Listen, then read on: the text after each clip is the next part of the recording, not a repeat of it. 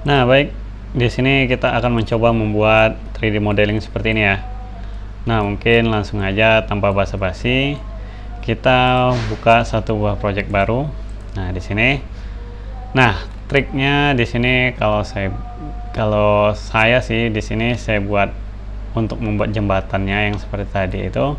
Ini hanya satu aja, kemudian saya gunakan modifier array. Mungkin langsung aja caranya gimana. Kita masuk ke edit mode. Nah, di sini kita kecilkan dulu ukurannya. Nih. Nah, ini saya kecilin lagi buat tipis seperti ini. Nah, kira-kira seperti ini. Kemudian pinggirannya agar halus saya bevel, Ctrl B ya.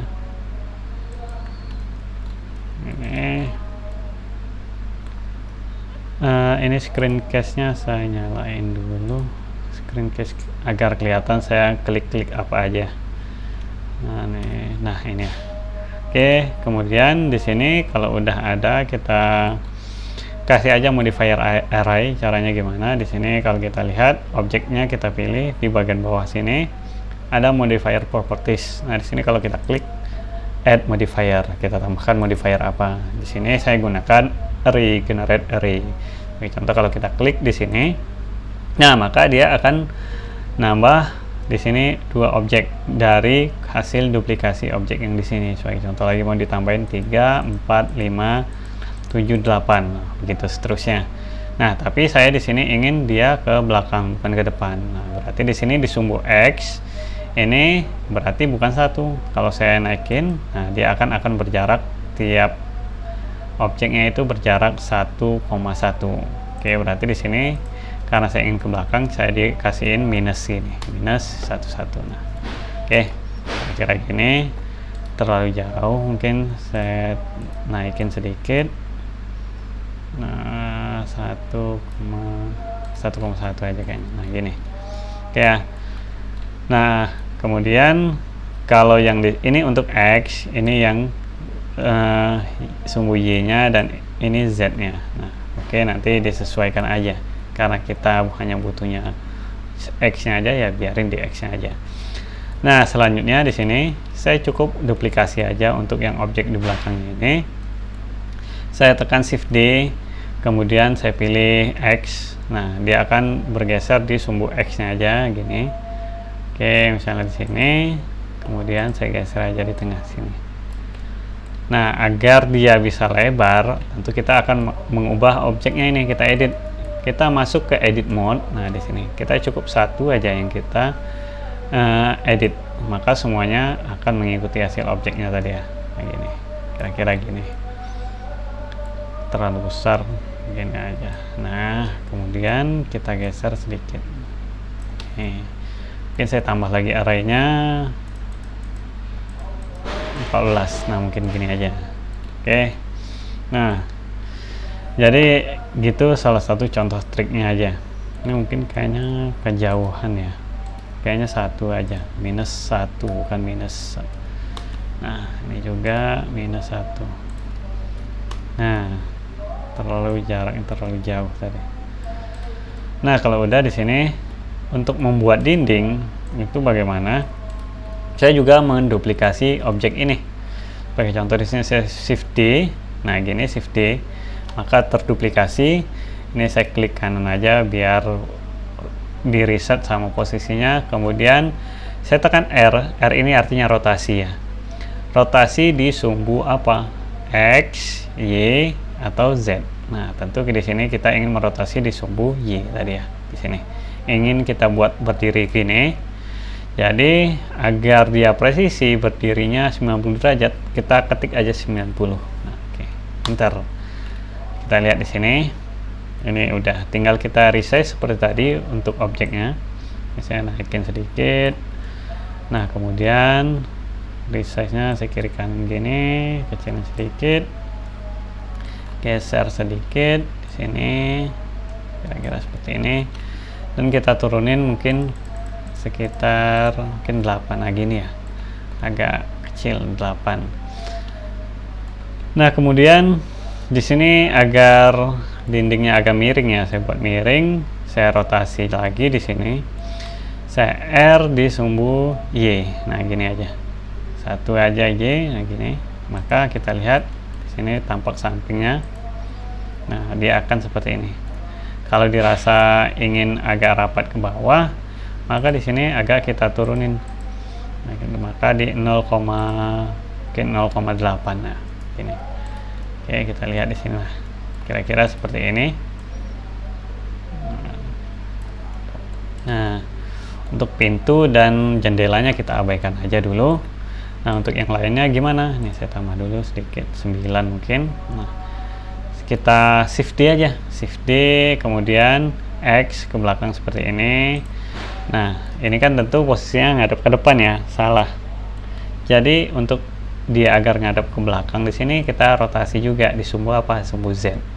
Nah, agar dia presisi gini, berarti kalau kita buat 90 maka beda ya. Berarti yang kita rotasi di sumbu Z itu adalah 180 derajat kebalikannya. Begini. Oke. Nah, begitu juga untuk di bagian kiri kanannya. Saya shift D juga. Saya rotasi Z 90. Nah, gini. Saya pindahin. Nih, di bagian sini. Nah, mungkin terlalu besar. Ya, terlalu besar, nanti kita kecilkan sedikit. Nah gini, saya edit mode, kita kecilkan sedikit agar sesuai. Kita geser, keluar dari edit mode, kita geser, kita kecilkan. Oke. Nah, kita geser sedikit lagi. Oke, nah kira-kira seperti ini. Untuk sebelah kanannya juga kita shift D aja dari sini, kita geser di sumbu Y, bukan X. Kemudian agar dia posisinya kebalik, kita rotasi juga. Saya tekan R di sumbu Z 180 derajat. Nah, gini 180. Oke, jadi semuanya udah seperti ini ya. Nah, sekarang kita lihat contohnya lagi. Di sini nanti ada pintu. Oke, untuk pintu dan atapnya bagaimana? Nah, maka di sini kita coba membuat pintunya dulu bagaimana. Di sini saya menggunakan Boolean tool. Oke ya. Nah, Boolean tool itu seperti apa? Di situ adalah add-on. Nah, di sini bisa kalian ambil di preference, edit, menu edit, preference, kemudian add-on. Di sini ketik aja bool. Nah, objek bool tool di sini. Ini seumpamanya terancek seperti ini, kita cek aja di sini. Cek, kemudian klik di bagian sini, save preference. Oke, nah kemudian kita lihat tadi simpannya di mana. Di sini kita klik expand, kita lihat tabnya itu ada di menu edit. Nah, menu edit itu di mana? Itu ada di bagian ini ya, yang tanda panah ini, atau shortcutnya N. Nah, tinggal pilih aja enak yang mana, N. Tadi di menu edit kita lihat di sini ada edit. Nah, ini ada bool tool, kita expand. Nah, ini seperti ini ya. Ini nanti yang kita gunakan. Cara menggunakannya bagaimana? Sekarang kita buat dulu objek baru, kubus misalnya di sini sebagai pengganti si pintunya. Saya buat cube di sini. Nah, di sini aja kita geser posisinya di sini. Nah, kemudian tingginya kita sesuaikan.